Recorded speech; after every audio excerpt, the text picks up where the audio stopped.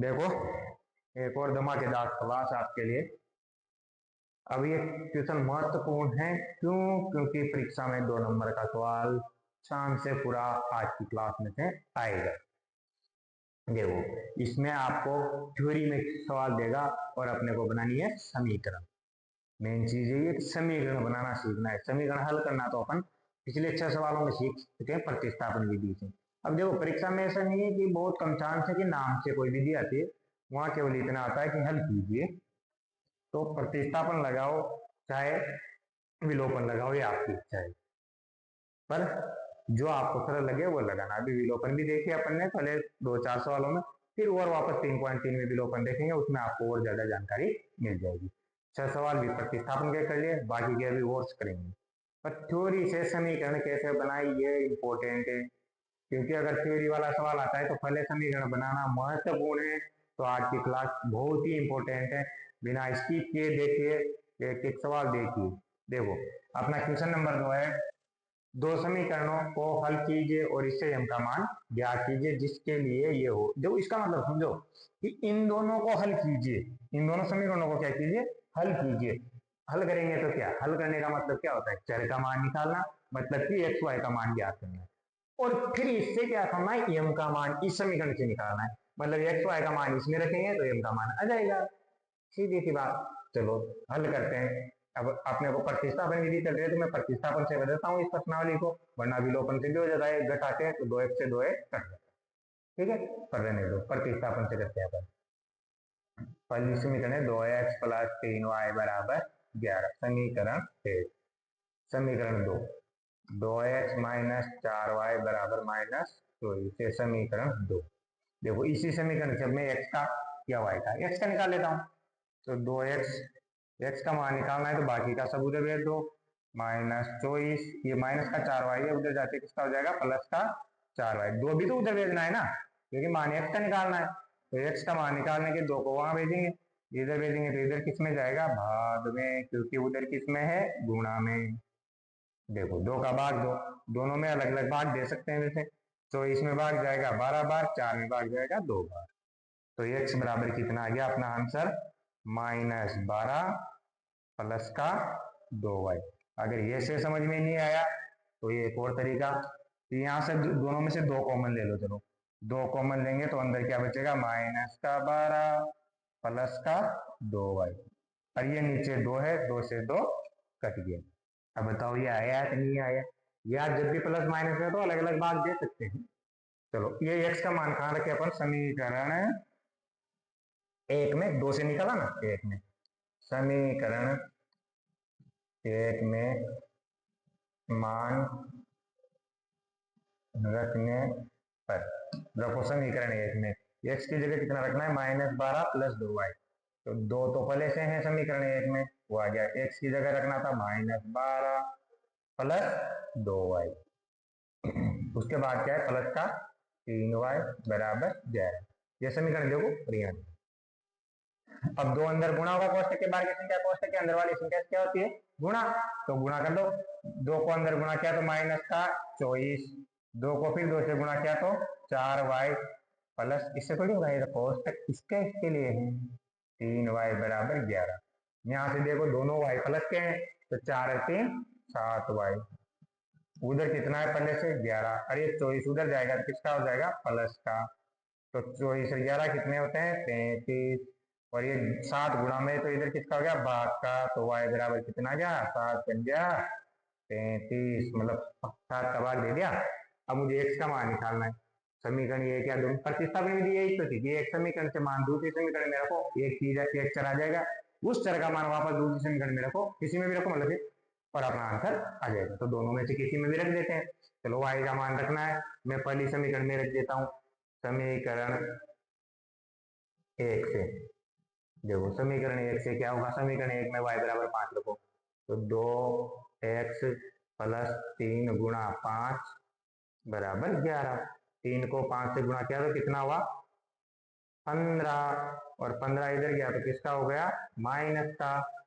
चलो आगे चलते हैं, माइनस का हो गया 15, क्योंकि इधर प्लस का है ना। तो x बराबर कितना आ गया, अब 15 में से 11 गए तो 4, बड़े में से छोटा घटता है ना, और बड़ा किसका है, माइनस का, तो चिन्ह भी किसका आएगा, माइनस का। तो चिन्ह आ गया माइनस का, उधर 2 गुणा में था, इधर 2 बार, x बराबर कितना आ गया, माइनस का 2 बार। माइनस का चिन्ह तो आएगा ऐसे, और 4 में भाग गया 2 बार, यहाँ 7 में भाग गया 8 बार। ठीक है, अभी x y के मान आ गए, हल करना था। हल करने का मतलब ये होता है गणित में कि जो चर दे रखे हैं उनका मान ज्ञात। फिर उसने आगे सवाल दिया, इससे यम का वो मान ज्ञात कीजिए जिसके लिए समीकरण ये हो, मतलब यम का मान ज्ञात करना है, समीकरण ये है, तो समीकरण ये है, तो फिर एक्स वाई का मान इसमें रख देते हैं, तो यम का मान आ जाएगा। तो इसमें रखते हैं y बराबर mx प्लस 3 में x बराबर -2, y बराबर कितना आएगा, 5। 5 रखने पर, चलो रख दिया, y की जगह 5 रख दिया, यम का यम हो गया, x की जगह -2, मैंने बोला था माइनस वाली संख्या में था, कोष्टक में रखिए। मान किसका निकालना है, यम का, प्रश्न में दिया है ना यम का मान निकालना है। ये जो प्लस का सब उधर जाएगा सारा, अब उधर जाएगा, तो पहले मैंने बोला प्लस माइनस का ये तो गुणा हो रहा है यम, तो 3 उधर गया तो माइनस का, इधर 2 को यम से गुणा किया तो माइनस का 2m, 5 में से 3 गया तो 2, प्लस का प्लस वाला बढ़ा है ना, और ये 2 इधर आ गया भाग में, और ये माइनस का चिन्ह भी इधर आ गया, तो यम बराबर कितना आ गया, 2 में 2 का भाग 1 बार, और माइनस का 1, माइनस का चिन्ह है ना। देखिए प्रतिस्थापन विधि के ना विलोपन से भी हो रहा था, पर अपन इस चैप्टर 3.2 में प्रतिस्थापन नहीं पढ़ रहे हैं, तो उसी से कर लेते हैं। एक ही सवाल दोनों से हो जाता है, दिक्कत नहीं आती, दोनों से आंसर भी सेम आता है, कोई दिक्कत नहीं आती।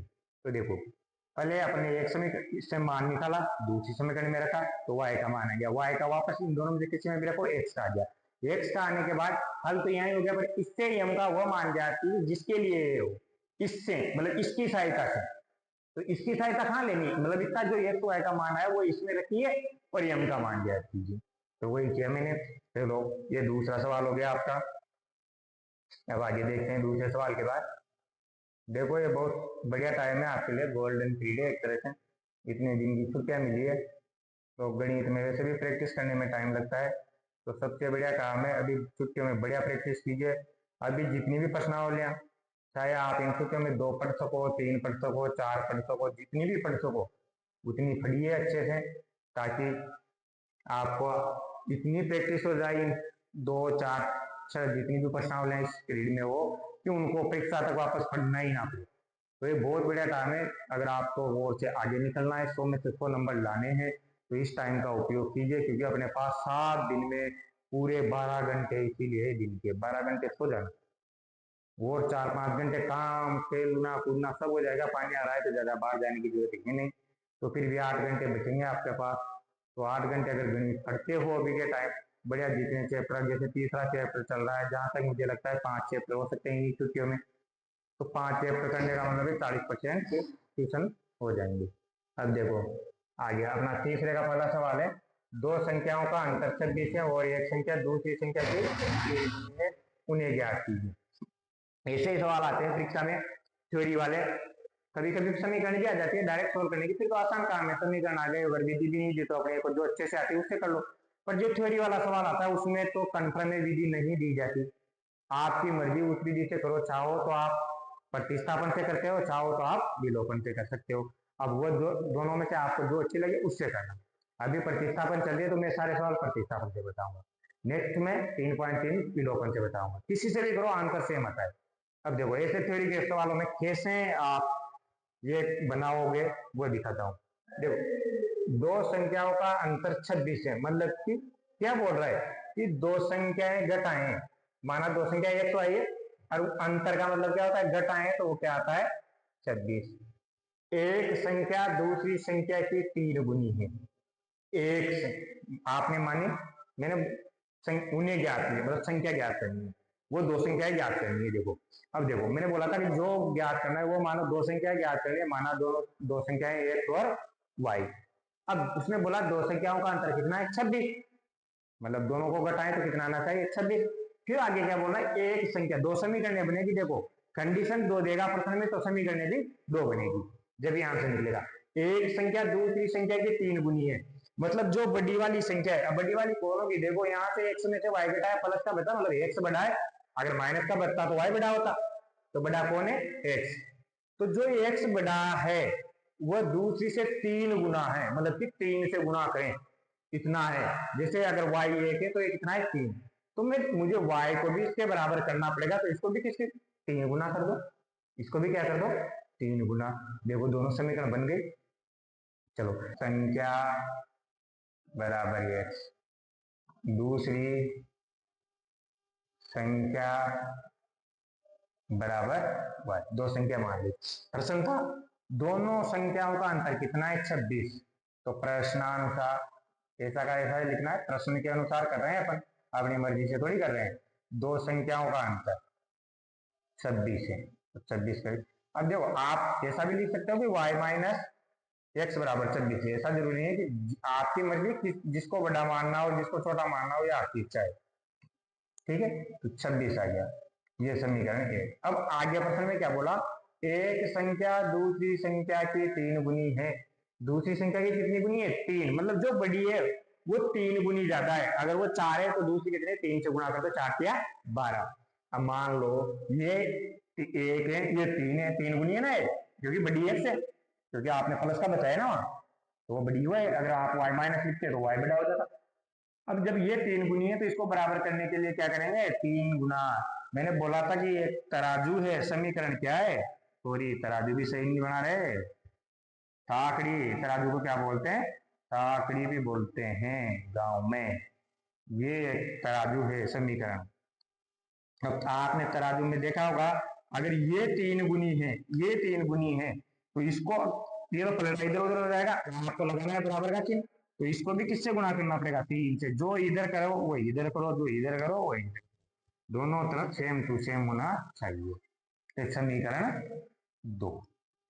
अब तो बहुत आसान है, प्रतिस्थापन विधि लगाइए। आपको देखो प्रतिस्थापन विधि में क्या होता है, एक चर का मान निकाले, पहले से निकला हुआ एक्स बराबर 3y, इसको कहां रख दो समीकरण 1 में, तो एक्स बराबर 3y समीकरण, यहाँ तो निकालने की भी जरूरत नहीं पड़ी, नहीं तो आप पहले सवाल इससे बढ़िया सवाल करे हैं अपन ने, निकालते थे, यहाँ तो डायरेक्ट निकला निकलाया दे रखा है। तो एक्स बराबर कितना रखना है 3y माइनस वाई बराबर 26, 3y में से y गया तो 2y बराबर 26, तो y बराबर कितना गया 26 में 2 का भाग देंगे ना, इसे गुणा में ना, y बराबर 2 1 कम 2 3 2 अच्छे 13 आ गया, कितना आ गया 13। अब 13 आ गए। अब मुझे क्या निकालना है x का मान, x का मान देखो जब तो दूसरी संख्या आएगी, एक संख्या आ गई, दूसरी संख्या दो संख्या चाहिए ना। अब x का मान कहां से निकालो, कोई सी भी समीकरण में रख दो रे यार, समीकरण 2 में रख दो, समीकरण 1 में रखोगे जब भी आएगा आंसर 2 से। देखो x बराबर कितना आएगा, ये तो 3 है, और y की जगह कितना रखना है 13 होने लगा, 13 तिया 39, एक्स बराबर आ गया 39। देखो इसमें आप चेक भी कर सकते हो अपना आंसर सही आया कि नहीं आया, दो संख्या है, चेक कैसे करना है बताता हूँ। आपको क्या दिया था कि दो संख्याओं का अंतर 26 है, अंतर मतलब घटा लो, 39 में से 13 गए तो 9 में से 3 6, 3 में से 2 26 हुआ यार 26 ही। फिर क्या बोला, एक संख्या दूसरी की 3 गुनी है, मतलब कि एक संख्या 3 गुनी है, तो 3 से गुणा करो 13 तिया 39, 3 गुनी भी है, तो ऐसे चेक कर सकते हैं। अपने को जो थ्योरी में दी है उसको संतुष्ट करेगा अपना आंसर। और ये सवाल भी कंप्लीट हो गया, इतना ही करना था। अब इसके आप बाद में क्या लिख देंगे, अतः एक संख्या 39 है तथा दूसरी संख्या 13 है। मैंने बोला था कि जो आंसर आता है थ्योरी वाले सवालों में, उस आंसर को लास्ट में लाइन में लिखो कि ये एक संख्या है दूसरी संख्या है। फिर और आगे देखते हैं, आगे और भी बहुत सारे सवाल आपको मिलेंगे। देखो अब क्या करना है अपने को, क्वेश्चन नंबर तीसरे का सेकंड, दो समपूरक कोणों में बड़ा कोण छोटे कोण से 18 डिग्री अधिक है, उन्हें ज्ञात कीजिए। दो कोण ज्ञात करने, पहली बात तो सीधी सी बात है, अपन क्या मानते हैं कि माना ये कोण x है दूसरा कोण y है, ये मान लिया। समपूरक, पहली बात तो ये पता होना चाहिए आपको कि पूरक और समपूरक क्या होते हैं। तो देखो, पूरक का मतलब होता है जब दो कोणों का योग कितना हो, 90 डिग्री। समपूरक का मतलब होता है जब दो कोणों का योग कितना हो, 180 डिग्री। अब जब आपने दो कोण माने एक्स और वाई, और दोनों कैसे हैं, समपूरक, तो मतलब कि उनका योग कितना होगा, एक्स प्लस वाई कितना आएगा, 180। कितना आएगा, 180। दूसरा देखो, बड़ा कोण छोटे कोण से 18 डिग्री है, दिखे। अब आपकी मर्जी है, बड़ा जिसको लो, एक्स को लो या वाई को लो। यहाँ तो प्लस माइनस का चक्कर भी नहीं है, किसी को भी लो। जैसे मैंने एक्स बड़ा ले लिया, फिर बड़ा कोण छोटे कोण से कितना ज्यादा है, 18, तो इसमें भी बेचारे में 18 जोड़ो ना, तो इसको भी छोटे वाले को भी बड़ा कर दो।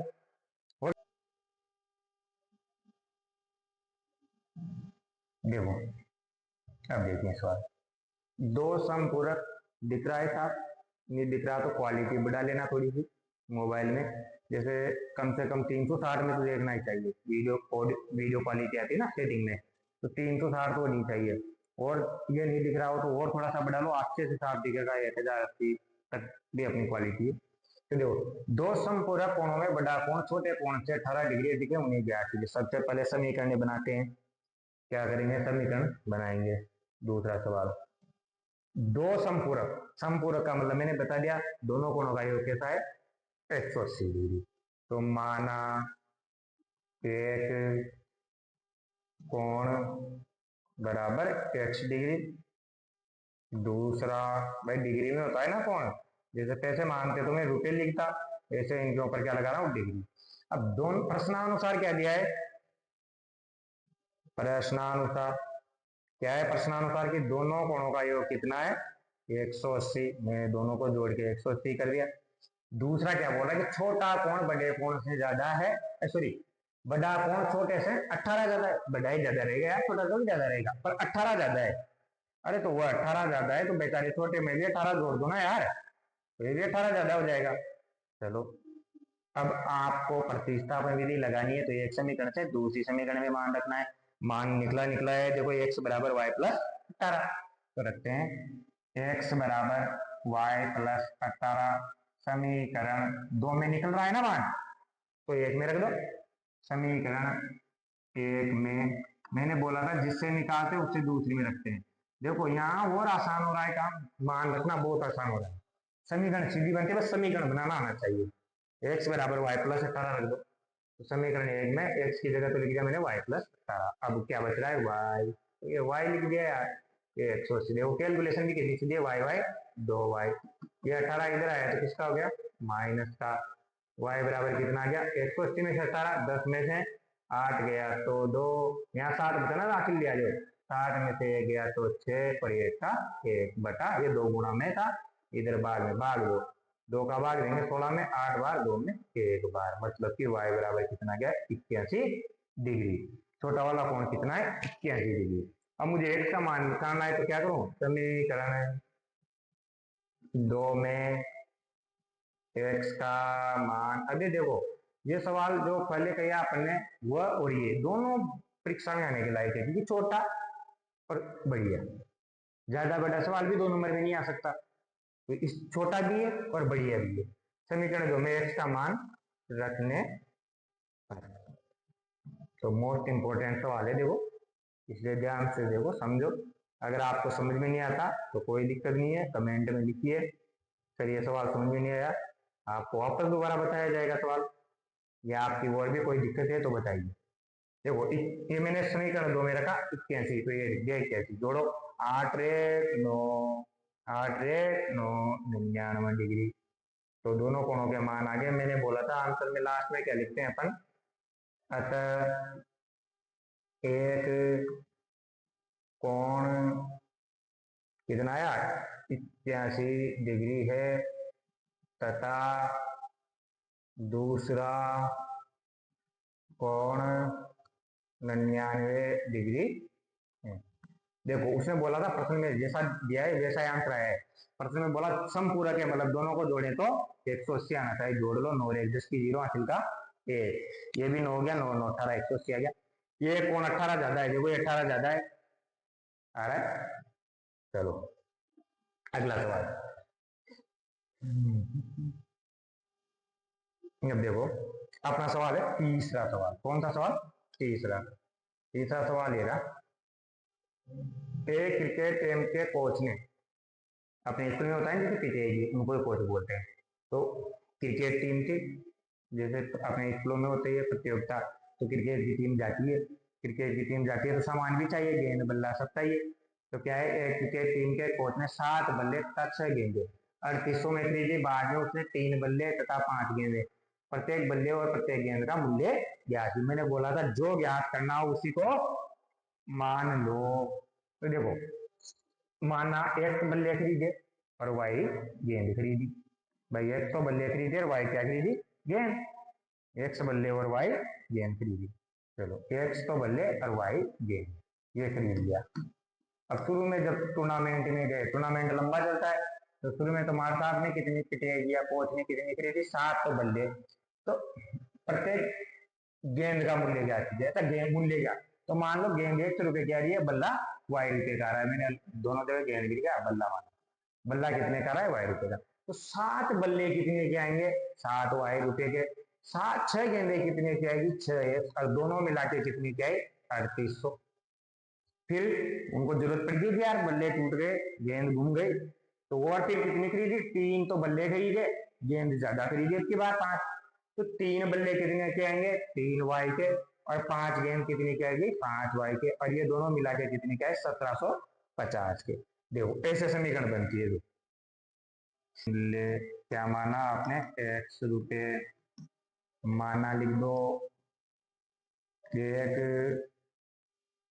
अब देखो कोई मत करना, मैं तो नहीं मानू, नहीं मानोगे तो फिर सवाल नहीं होगा यार, इसलिए मानना तो पड़ेगा। वाई, ठीक है। अब चलो, क्या खरीदे थे? 7 बल्ले। तो बताओ, ये एक बल्ला 100 रुपए का, तो 7 कितने के आएंगे? वही चीज, एक पेन 2 रुपए के आता है, तो 7 पेन कितने के गुणा करते हैं ना अपन। एक चीज का मूल्य दिया है, ज्यादा का पूछा है, तो क्या करते हैं? गुणा। तो सेम है कि एक बल्ले का मूल्य x, तो 7 बल्ले का मूल्य 7x। फिर एक गेंद का मूल्य कितना है? सॉरी, एक गेंद का मूल्य y, और गेंद कितनी है? 6। तो 6 गेंदों का मूल्य कितना हो गया? 6y। और ये दोनों मिला के कोच साहब ने दुकान वाले को पैसे दिए 3800 रुपये। तो ये समीकरण ये। चलो दूसरी समीकरण के लिए दूसरी शर्त, उसने 3 बल्ले तथा 5, देखो शर्त अलग है, यहाँ से खत्म हो गई, ये दूसरी शर्त स्टार्ट हो गई। फिर कितने बल्ले खरीदे? 3। अब जोड़ मत देना, 7 और 3 10। अब तो पैसे तो अलग अलग है ना, दोनों भी रेट अलग अलग है, याद बताओ। तो उसने 3 बल्ले, तो एक बल्ला 100 रुपए का, तो 3 बल्ले 3 100 रुपए के, प्लस 6 5 गेंदे, और 5 गेंदे, एक गेंद वाई रुपए की, तो 5 गेंदे 5 वाई 1750। ये हो गई अपनी समीकरण। तो रुपए लिखने की यहाँ जरूरत नहीं है, रुपए ये अंडरस्टूड है। चलो अब क्या करेंगे? वही प्रतिस्थापन विधि लगाएंगे। एक समीकरण से मान निकालेंगे, दूसरी समीकरण में रखेंगे। चलो समीकरण कौन सी से मान निकाले? जिससे आप बोलो। मैं समीकरण 2 से मान निकालो। समीकरण 2 से मान निकालो भाई साहब, 2 से। इसका x का निकाल लेते हैं, निकाल लो x का। 3x बराबर 1750 माइनस 5y। ठीक है। अब x का मान चाहिए तो 3 भी हटाना पड़ेगा, 3 भी हटा दो भाई साहब, ये 3 भी हट गया। अब यहाँ देखो 3 का भाग जा नहीं रहा, 5 में भी नहीं जा रहा, इसमें भी नहीं जा रहा, तो मैं भाग देंगे भी नहीं। ऐसा कैसा है? मान खा रख दो समीकरण 1 में। समीकरण, वो तो भाग जा रहा है तो दे दो, नहीं जा रहा तो कोई बात नहीं। 1 में मान रखो, कितना रखना है x की जगह? 7 का तो 7, x की जगह ये रख दो 1750 माइनस 5y बटा 3, ये कोष्टक खत्म, प्लस 6y वहां से देखते जाओ समीकरण 1 से, यही समीकरण बराबर 3800। अब यहाँ से अपने एक चीज का आंसर आ जाएगा। देखो कैसे आता है, ये 7 तो अंदर गुणा होगा, अंदर गुणा करो, 0 से गुणा किया 0, 7 को 5 से गुणा किया, 7 पंजे 33 का 5, हासिल का 3, 7 को 7 से गुणा किया 49 3 52 का 2, हासिल का 5, 7 और 5 12, ये तो आया। इस इधर भी गुणा करो, 7 पंजे 33 वाई। अब देखो ये तो अंदर गुणा, यहाँ क्या है 3 और भिन्न, ये एक तो भिन्न है एक भिन्न नहीं है, तो क्या लाना पड़ेगा 10, और लस जब ये एक भिन्न हो और एक भिन्न नहीं हो तो डायरेक्ट का वही लस आ जाता है, ये डायरेक्ट इधर गुणा हो जाता है, तो ये इधर गुणा हो गया तो 18y, और इधर पीछे क्या चल रहा है 3800, ये 3 इधर जाके गुणा होगा 1250 उधर जाएगा, ये 35 माइनस का 18 प्लस का, एक प्लस का एक माइनस का तो घटेगा, 33 में से 18 गए तो कितने बचे 15, 15 में से 8 गए तो हमारे साथ 60 बचा, ये 2 में से 1 गया तो 1 बचा, पर बचेगा किसका, जो बड़ा होता है वो बचता है, प्लस का बड़ा या माइनस का, माइनस का बड़ा हमारे साथ, तो माइनस का 17y, और 3800 से 3 गुणा हो गया उधर जाके, इधर भाग में था, ये इधर प्लस में था ना, उधर जाके किसका हो गया माइनस का 12250। अब अपना आंसर आने ही वाला है, चलो गुणा कर लो इधर का सारी संख्या, 2 0 की 2 0, 8 या 24 का 4 आंचल का 2 3 9 11, इधर कितना है माइनस 12250, माइनस 17y तो चल ही रहा था इधर से, जो चल रहा है उसको चलने दो, उसके साथ छेड़खानी करनी नहीं है यार, बेचारा चल रहा है आराम से, चलने दो।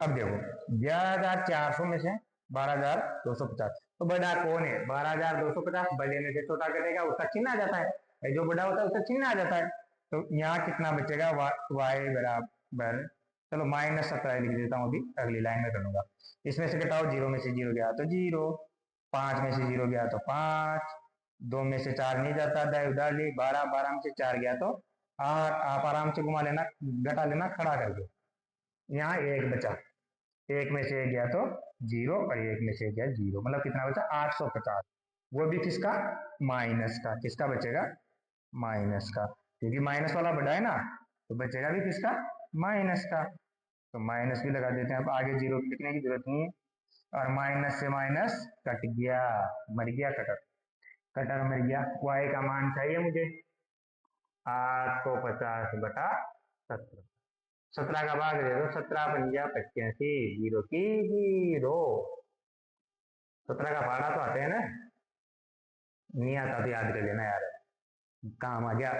चलो एक समीकरण में मान रख दें y का, आंसर आ जाएगा आपका, किसमें रखे बोलो, समीकरण 2 में रख दो, समीकरण 2 से 3x प्लस 5y की जगह 50 बराबर 1750, इसको इससे गुणा करो रे 50 को, तो कितना आएगा, इधर आते हैं माइनस का हो गया 0 की 0 और 5 पंजे 25, 1750 में से 250 गए तो 1500, और 3 उधर गुणा में इधर भाग में, तो x बराबर कितना आ गया 5 किया 15, 2 0 की 2 0, देखो भाई साहब रेट भी सही आए, कितनी आए कि बोल तो 50 रुपए की आ रही थी, और देखो आपने y बोलवानी थी ना, गेंद का मूल्य y, तो y गेंद कितनी की है 50 रुपए की, बल्ला x माना था, बल्ला कितने का है 500 का, थोड़ा बल्ला हल्का ले लिया साइड, गेंद तो बढ़िया लिया 50 में आ जाती, खेलने के लायक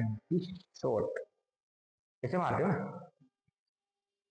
ये 5 है, अच्छा मत मार लेना भाई इसको कोई, क्योंकि 5 बार ही बार गया, तो शॉट लगाना गेंद बल्ले से, 500 का थोड़ा हल्का लग रहा है, टूट नहीं जाए, यदि ज्यादा बल्ला को जरूरत पड़ी टूट गया होंगे सारे, यदि तो इतने बल्ले खरीदे तो लिख देंगे अब, एक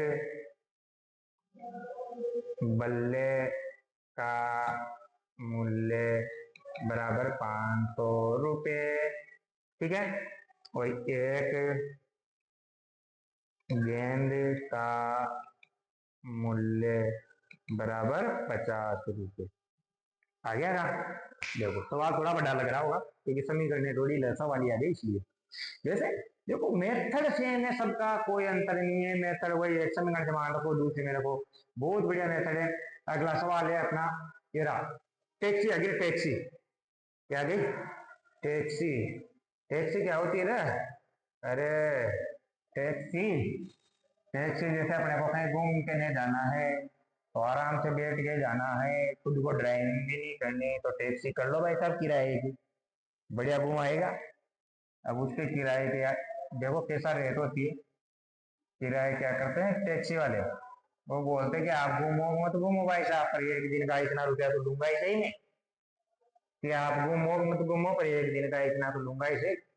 एक तो वहां जाके खड़ी रखो मेरी टैक्सी बिना फालतू में, तो फिर चार्ज तो लगेगा, चार्ज तो लगेगा। तो सेम यहाँ भी वही सवाल है कि एक नगर में, नगर मतलब सिटी, एक नगर में टैक्सी के भाड़ा मतलब किराए में एक नियत भाड़े के, नियत भाड़ा, नियत भाड़ा क्या होता है? नियत भाड़ा वही है कि भाई एक दिन का मैं इतना तो लूंगा। जैसे आपको कहीं जाना है 5-7 दिन की यात्रा है, तो वो क्या बोलेगा कि भाई एक दिन का तो इतना लगेगा किराया, ये तो कंफर्म है कि आपको 500 रुपये तो देने हैं एक दिन के, चाहे आप चलाओ मत चलाओ।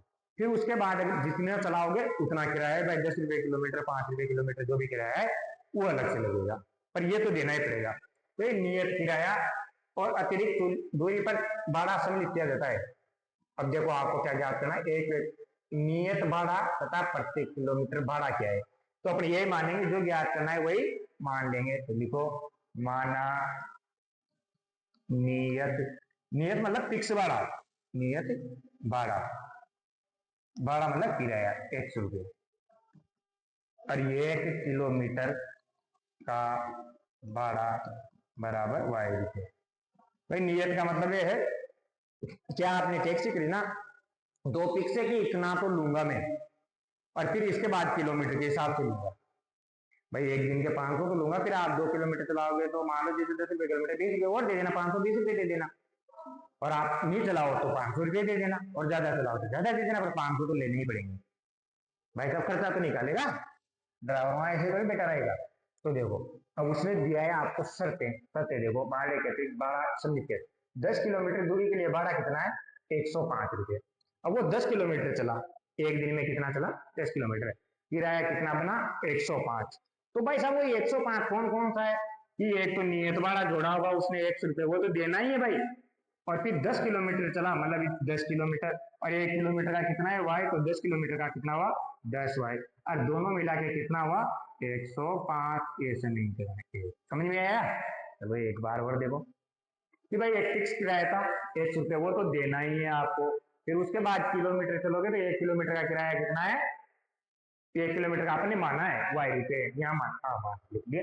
तो 1 किलोमीटर का भाड़ा कितना है? वाई रुपये। वो बोल रहा है कि आप 10 किलोमीटर चले तो किराया कितना देना दिया? 105 रुपये। कितना दिया? 105। 10 किलोमीटर तो मतलब फिक्स किराया तो देना ही था उसको, तो 100 रुपये भी दिए, और ये 1 किलोमीटर का वाई, तो 10 किलोमीटर का 10 वाई, दोनों मिला के कितने हो गए? 105। फिर उसके बाद तथा 15 किलोमीटर के लिए भाड़ा 155 है।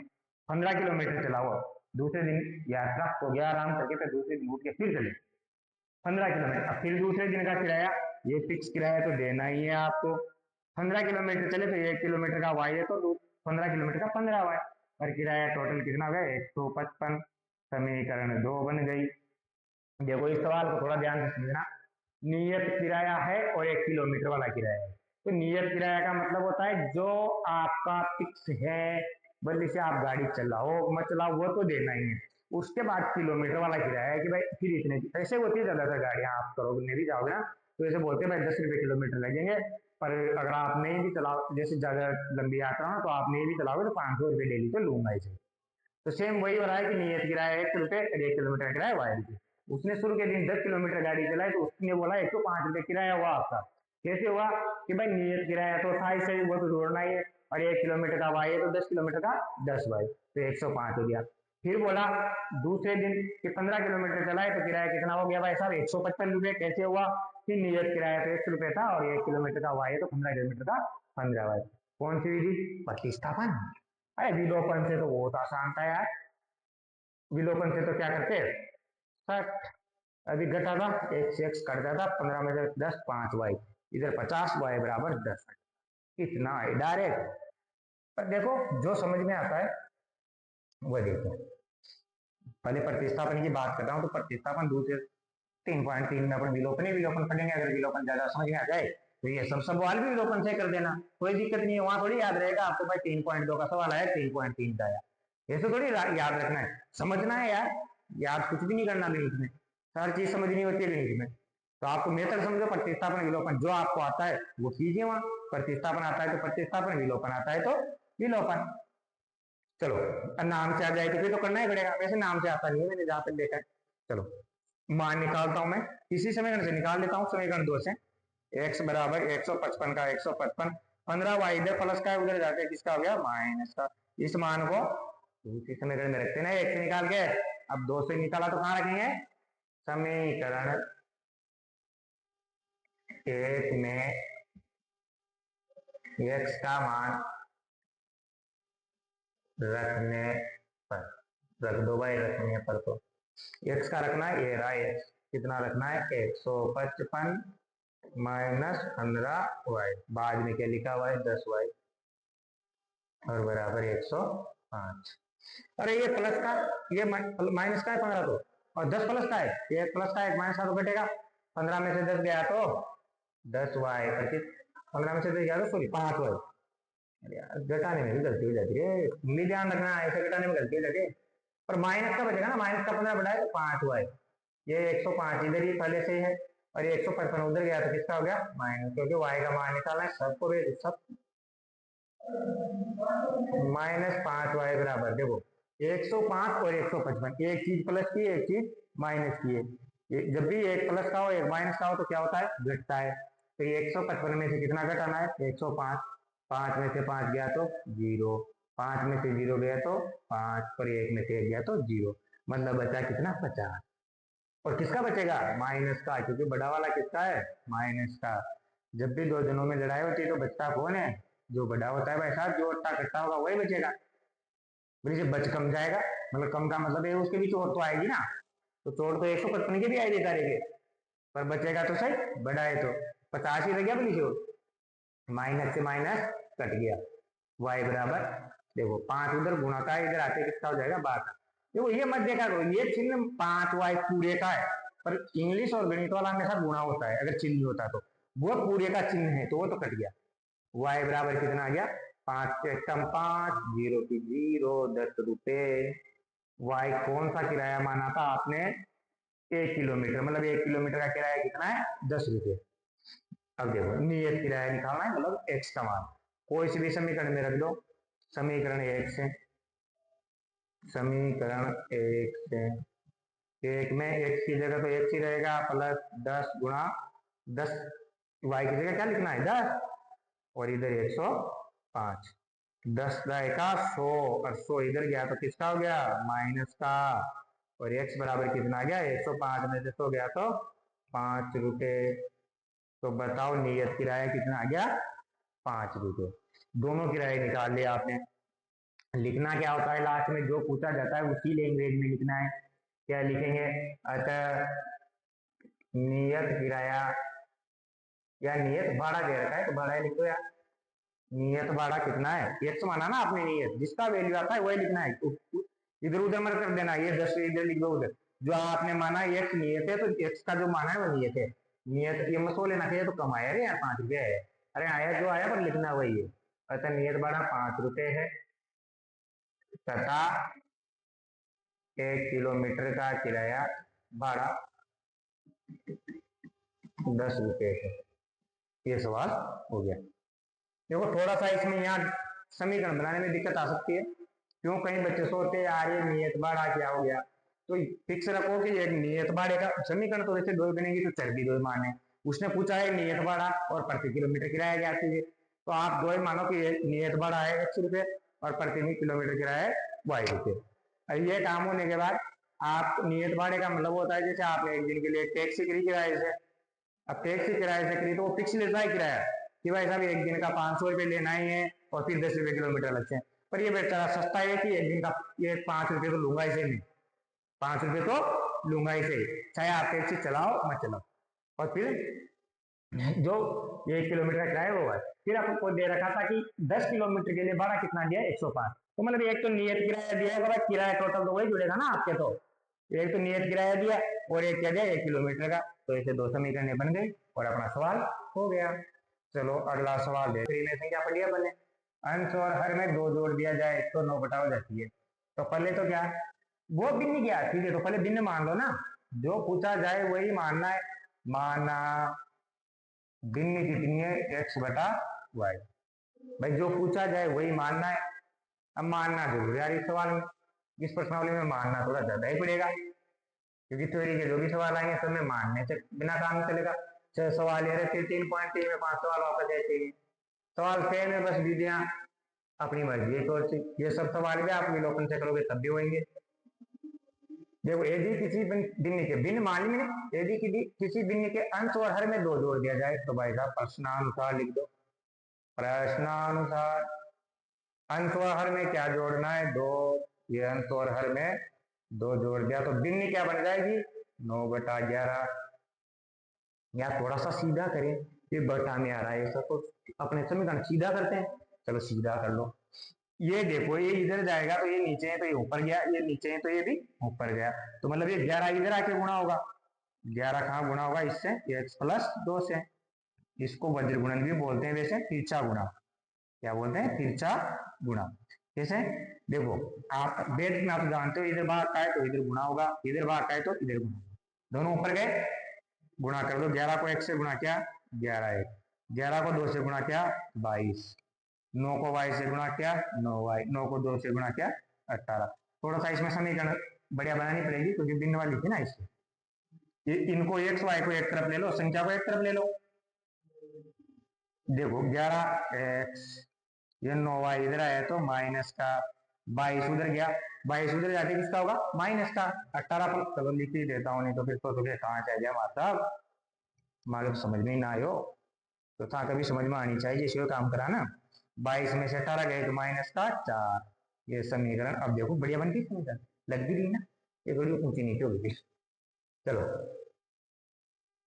आगे क्या बोल रखा है?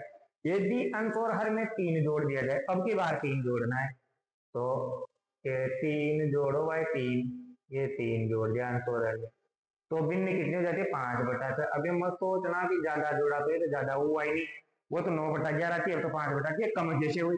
अरे भाई कट गया होगा दोनों में, किसी का जैसे 10/12 हो जाए तो कटेगा नहीं क्या 2 से? ऐसे होता है ना। चलो अब इसमें भी वो एक तिरछा गुणा कर दें, ये इधर जाके गुणा होगा, ये इधर तो 6 उधर जाके गुणा होगा, 6x+3 और 5 से कौन गुणा होगा? y+3। ये वज्र गुणा होता है ऐसे, और डायरेक्ट ऐसे ना समझ में आ रहा तो ऐसे रखो यार, ये बटा में उधर जाएगा गुणा में, ये बटा में उधर जाएगा गुणा में। 6 को x से गुणा किया 6x+18, 5 को y से गुणा किया 5y+15। एक तरफ लेके आ जाओ, ले आओ मार साहब, अपना दादी कह रहा है 18 इधर गया, माइनस का होगा तो कितना बचा? -3। ये समीकरण 2।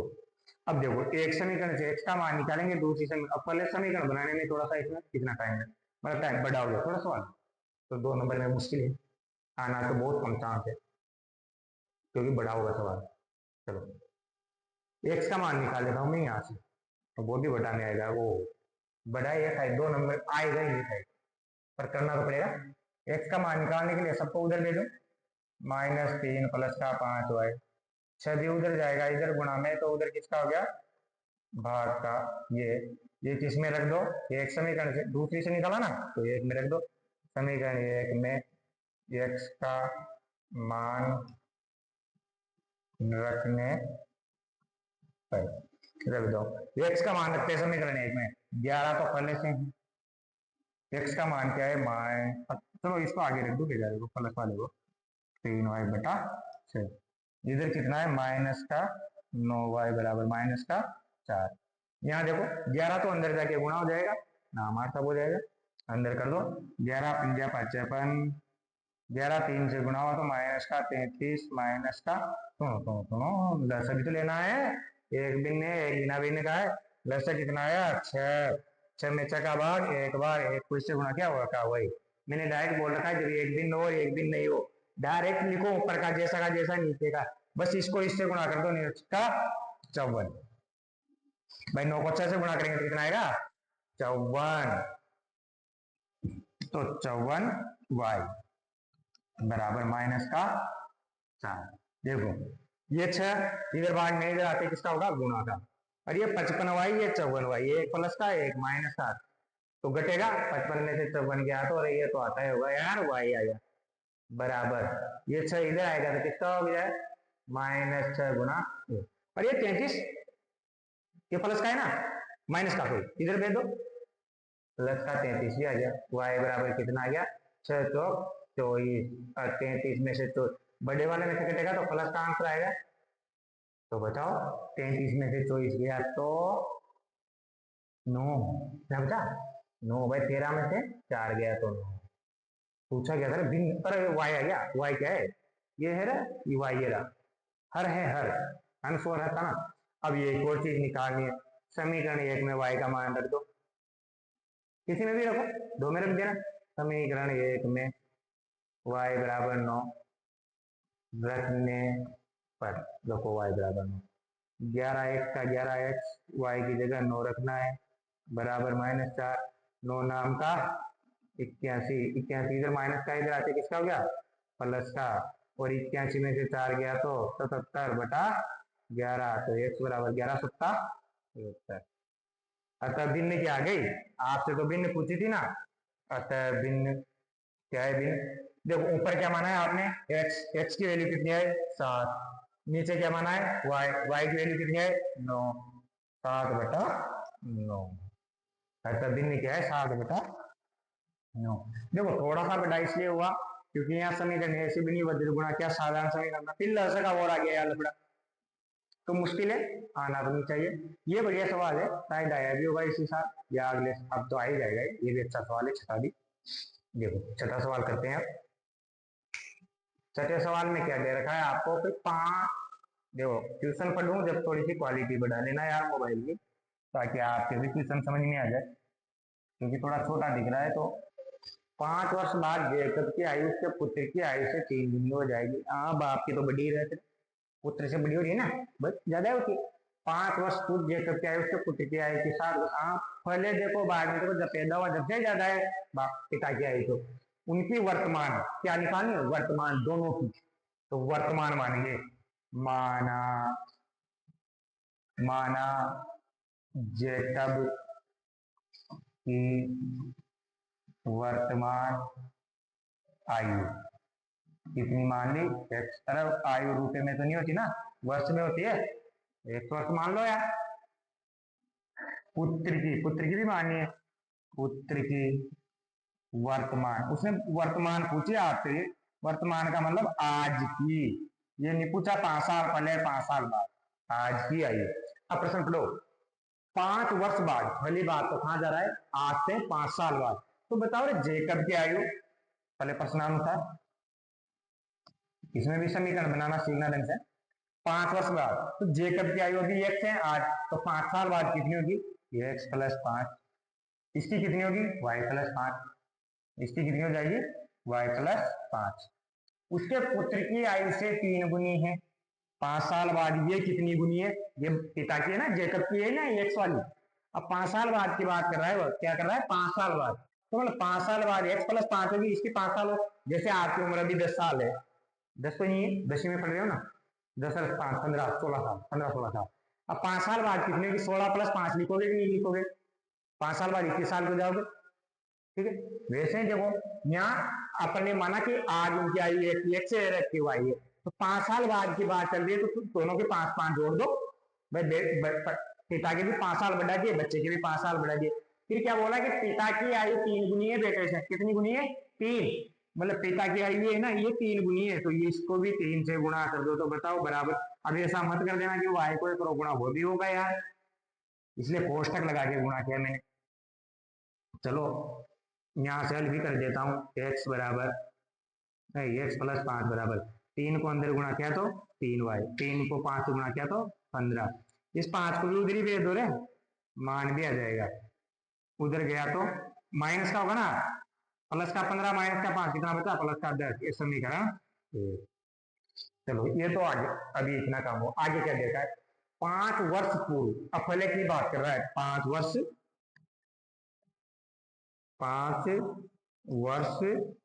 पूर्व, क्या बोला है 5 वर्ष पूर्व मतलब 5 साल पहले।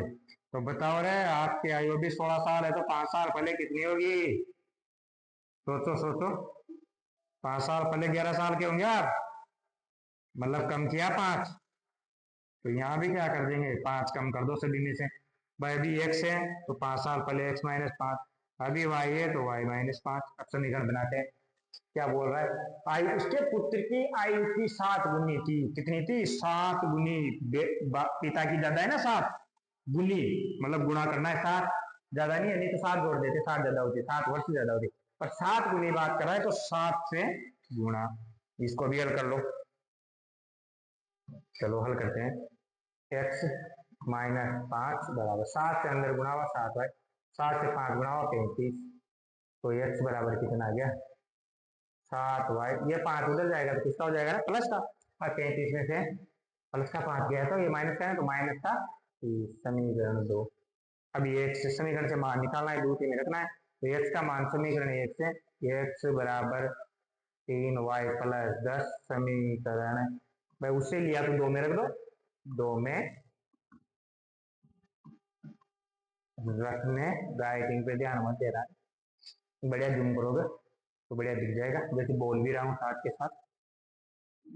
हाँ, x बराबर कितना रखना है समीकरण 2 में? 3y प्लस 10 रख दो, 3y प्लस 10 बराबर 7y माइनस 3।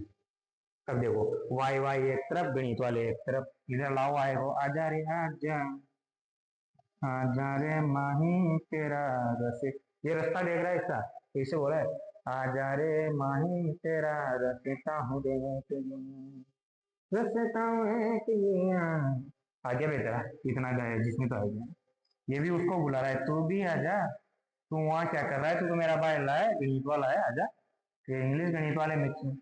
देखो 7 बड़ा 3 छोटा, माइनस का बड़ा तो माइनस का बचेगा, 7 में से 3 गया तो माइनस के 4y, और ये दोनों माइनस के बचे, दोनों माइनस के, याद रखना दोनों प्लस के जुड़ेंगे, दोनों माइनस के जुड़ेंगे, एक प्लस एक माइनस होता है तभी करता है, 30 10 40, और y बराबर, और माइनस माइनस भी कट गया, चलो इधर ही निकाल लेते हैं और अच्छा हो जाएगा, तो y बराबर कितना आ गया? 40 से 40 के नीचे क्या आ गया?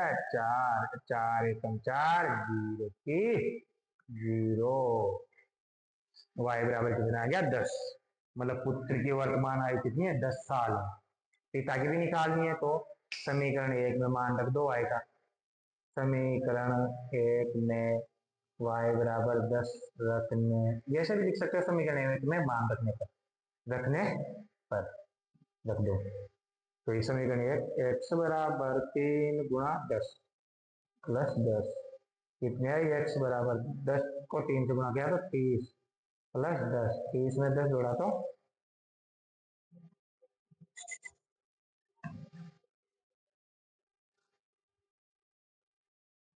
क्या हो गया? हाँ, 30 में 10 जोड़ा तो 40, तो x बराबर कितना गया? 40 वर्ष। तो क्या लिखना पड़ेगा? अतः जैकब की आयु, जैकब कौन है? एक्स है 40 वर्ष, पुत्र, भाई उसके पुत्र की भी लिखेंगे ना, जैकब की तो लिख दिया आपने, उसके पुत्र की कौन लिखेगा फिर? मैं लिखूंगा, आप तो लिखो। अरे सेलेक्टिविटी है। पुत्र देख लेना रे जूम करके, पुत्र की आयु कितनी है? अरे 10 आई थी ना, तो 10 वर्ष, ये अपना आंसर। और पर्सनाली 3.2 पूरी की पूरी खत्म। कल के वीडियो में समीकरण दिए थे उनके सवाल हो गए, आज के वीडियो में पूरे बाकी जितने भी बच रहे थे चोरी वाले सारे करवा दिए। अब 3.3 जिसमें भी लोग दी। अब देखो अभी छुट्टियां चल रही है तो बढ़िया लक्की टाइम, मेरी तरह से गोल्डन टाइम है आपके लिए। घर पे रहो, ऐसा नहीं बोला मैं स्कूल आओ, स्कूल नहीं आना है, घर पे रहो, मोबाइल से 1 घंटा भी पढ़ लोगे, इतना ही है, इतना सा वीडियो है, 1 घंटा भी पढ़ लोगे तो आपका काम हो जाएगा। फिर रजिस्टर में लिख के इसकी प्रैक्टिस करो, नहीं आता है तो कमेंट में पूछो या दोबारा वीडियो देखो, दोनों ऑप्शन आपके पास है, 2 बार देखो 3 बार देखो, पर कमेंट में जरूर पूछिए अगर आपको नहीं आता है तो। बढ़िया, ठीक है, कल मिलते हैं। Thank you.